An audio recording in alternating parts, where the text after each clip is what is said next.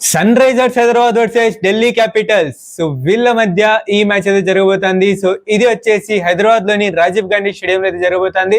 So మరి దీని pitch report ఏంది? అండ్ లాస్ట్ మ్యాచ్ లో రెండు టీమ్స్ గెలిచి వస్తున్నాయి. వాళ్ళ మ్యాచ్ లో వాళ్ళు, వీళ్ళ మ్యాచ్ లో వీళ్ళు రెండు గెలిచి వస్తున్నాయి. సో ఇక్కడ వచ్చేసి అయినా సరే కొన్ని నెగిటివ్స్ ఉన్నాయి వీళ్ళకి. అవేంటి?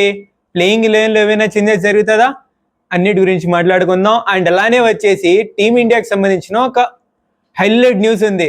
షాక్ కూడా చేయొచ్చు మీకు, అలాంటి న్యూస్ ఉంది. సో అన్నిటి గురించి డిస్కస్ చేసుకుందాం. వీడియో మాత్రం చాలా ఇంట్రెస్టింగ్ అయితే ఉండబోతుంది. వీడియోని లాస్ట్ టైం చూడండి. అండ్ అలానే వచ్చేసి మీరు కనుక ఇప్పటిదాకా మన ఛానల్లో కొత్తగా విజిట్ చేసినట్టయితే ఇప్పుడే కింద కనబడుతున్న సబ్స్క్రైబ్ బటన్ నొక్కేసి పక్కన బెల్ ఐకాన్ ఆన్ చేసుకోండి. సో ఇంకా లేట్ చేయకుండా వెయిట్ చేయకుండా వీడియోలోకి వెళ్ళిపోదాం. Let's get started.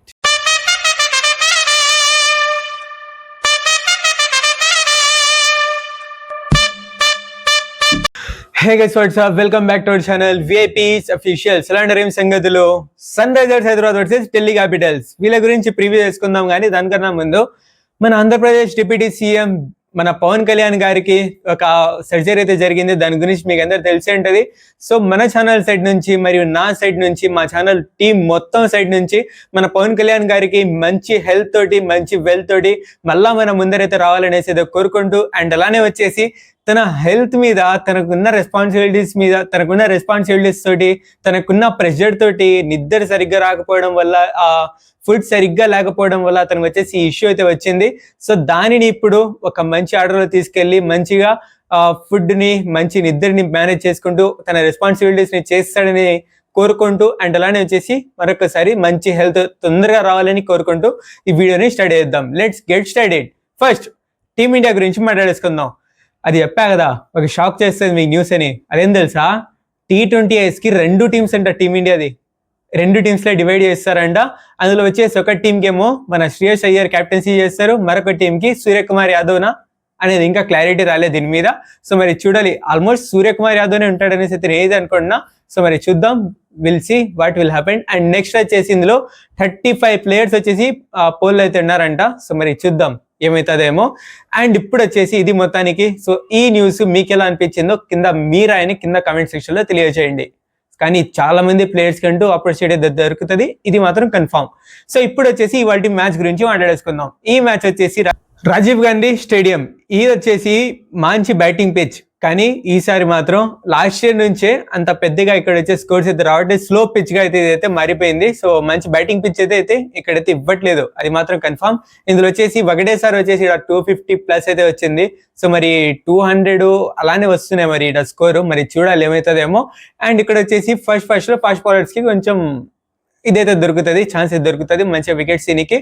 అక్కడ మంచి టాలెంట్ ఉన్న బౌలర్స్ మంచిగా వికెట్స్ అయితే తీసుకుంటారు. సో మరి చూద్దాం ఏమవుతుందేమో. అండ్ డ్యూ వస్తుందా అంటే ఖచ్చితంగా అయితే డ్యూ అయితే ఉంటుంది. అండ్ టాస్ గెలిచిన టీం ఏం చేస్తారంటే అదే ఈసారి అందరు చేస్తున్నారు కదా, అదే చేస్తారు. ఫస్ట్ బౌలింగ్ చూస్ చేసుకుంటారు అండ్ చేస్తారు. అది మొత్తాన్ని జరిగేది. సో గది ఇప్పుడు వచ్చేసి హెడ్ టు హెడ్ చూసుకుందాం.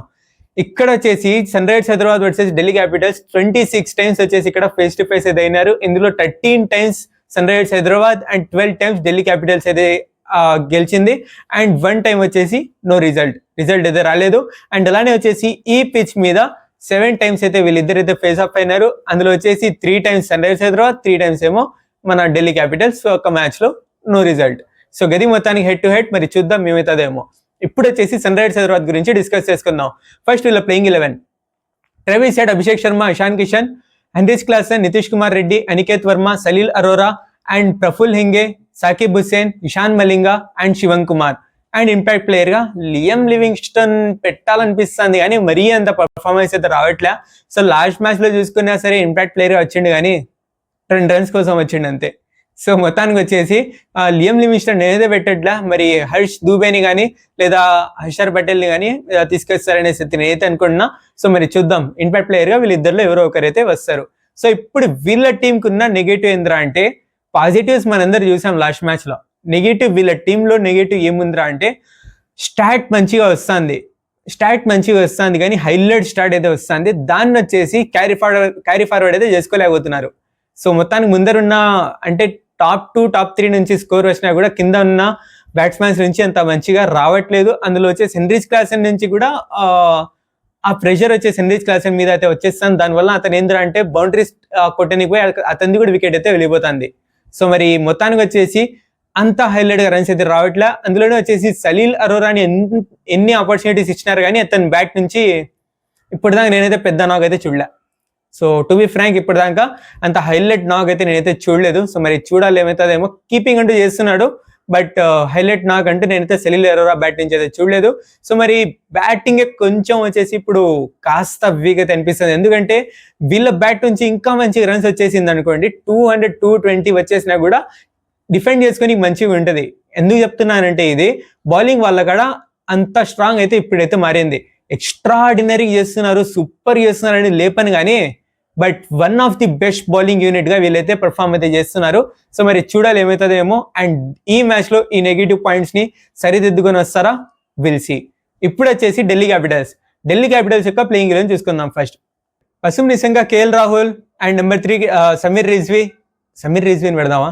వద్దు, సమీర్ రిజ్వీ ప్లేస్ లో వచ్చేసి కరుణ్ నాయర్ని పెడుతున్నా. సో సమీర్ రిజ్వీ ఎందుకు పెట్టట్లేదురా అంటే అంత మంచిగా స్కోర్ అయితే రావట్లే. సో అందుకే వచ్చేసి నేనైతే సమీర్ రిజ్వీ ప్లేస్ లో కరుణ్ నాయర్ని తీసుకొస్తున్నా.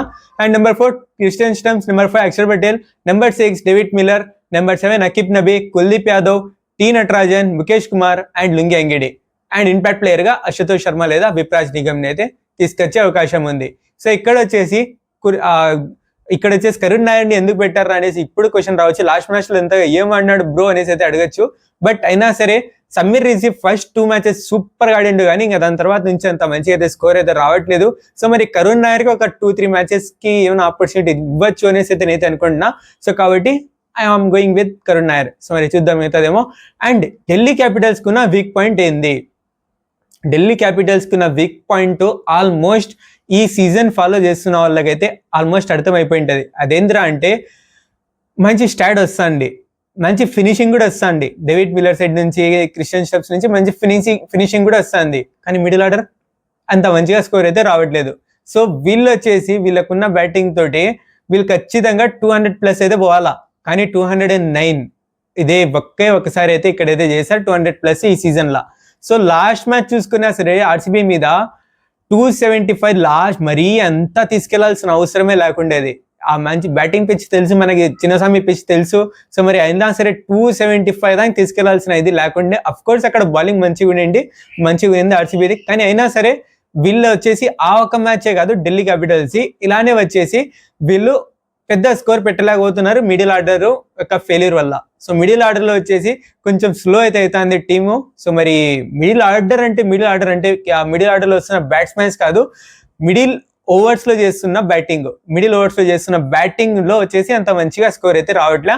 దానిని వచ్చేసి కొంచెం మంచిగా హిట్ చేశారనుకోండి, అప్పుడు వచ్చేసి వీళ్ళ టీం ఖచ్చితంగా 200+ ఈ మ్యాచ్ లోనే పెట్టచ్చు. అలాంటి పిచ్ ఉంది, అలాంటి టాలెంటెడ్ ఉన్న బ్యాట్స్మెన్స్ ఉన్నారు.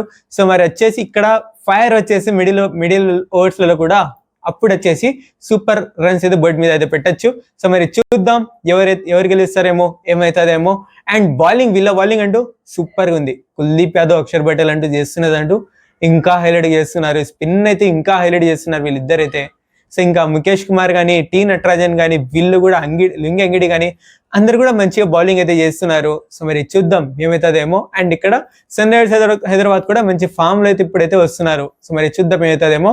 అండ్ ఈ మ్యాచ్ ఎవరు గెలుస్తారా అంటే దాన్ని మీ ఊహకి వదిలేస్తున్నా, మీ ప్రెడిక్షన్ కి వదిలేస్తున్నా.